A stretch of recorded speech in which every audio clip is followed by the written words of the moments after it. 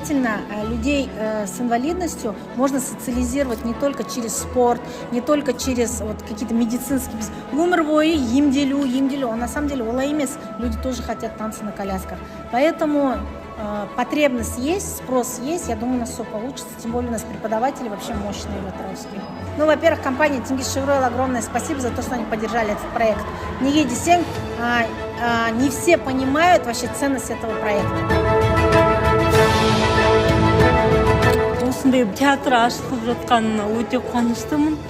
Бізде мындай шаралар болып тұрады, тренингтер болып тұрады түрлі. Шоу компаниясына үлкен алғысымды білдіремін. Үйден шығып, даланы көріп, адамдармен